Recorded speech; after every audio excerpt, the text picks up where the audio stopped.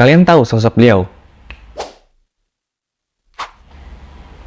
Mungkin sebagian banyak orang nggak kenal siapa beliau. Tapi untuk para musisi, terutama gitaris, namanya sangat amat dikenal. Yap, beliau adalah Les Paul. Gimana ceritanya? Sini gue ceritain. And welcome back.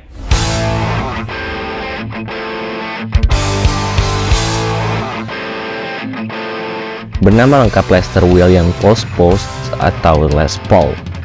Lahir Waukesha pada tanggal 9 Juni 1915 dan wafat pada tanggal 12 Agustus 2009.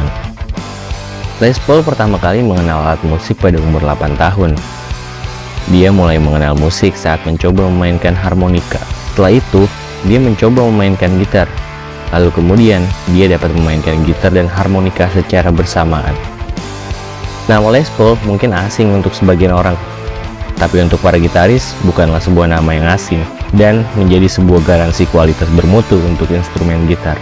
Nama Les Paul akan selalu abadi dalam gitar. Tapi kalian tahu nggak?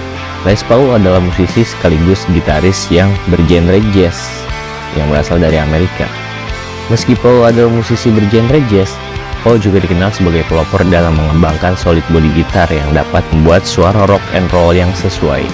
Les Paul juga dikenal karena menawarkan banyak metode dan inovasi rekaman studio musik modern.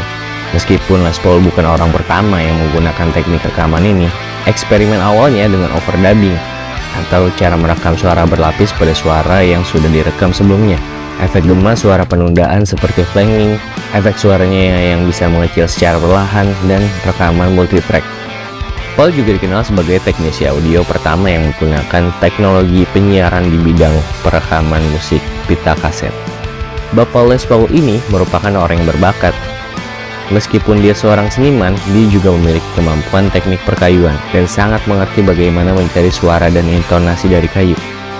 Les Paul juga dikenal memiliki melodi dan licks, trills, chording, sequence yang membuatnya ia berbeda dari gitaris-gitaris pada eranya dan menginspirasi banyak gitaris saat ini.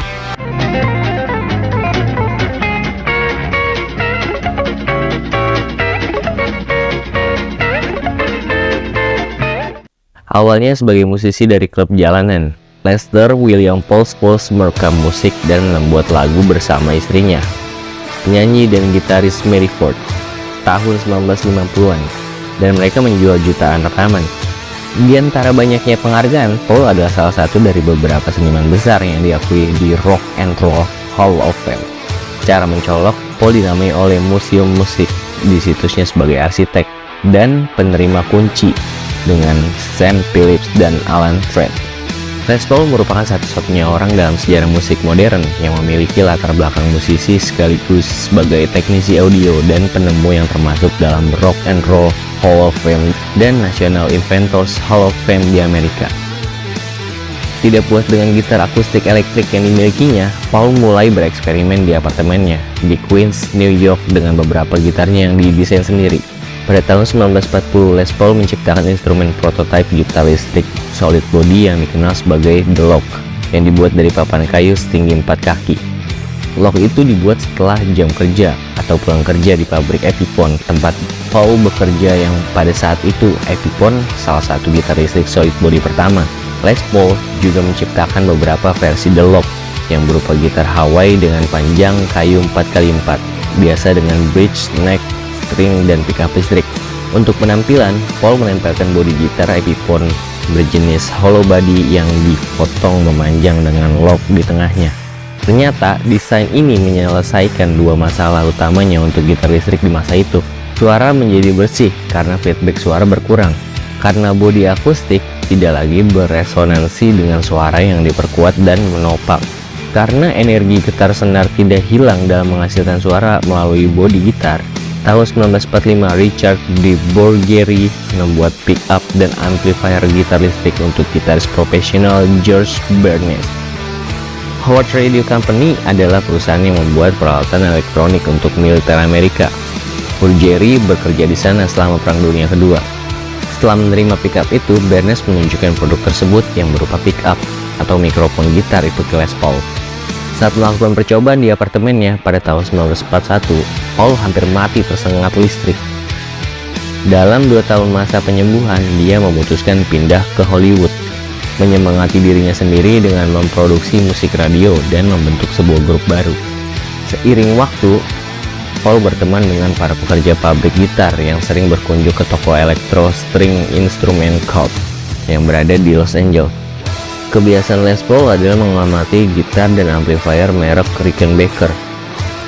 Saat Perang Dunia Kedua, pemerintah Amerika Serikat memberlakukan wajib militer untuk warganya saat menghadapi Jepang. Paul pun terpanggil dan bekerja di Angkatan Darat pada tahun 1943. Karena keahlian Paul yang unik, dia diberi tugas di jaringan radio Angkatan Bersenjata Amerika.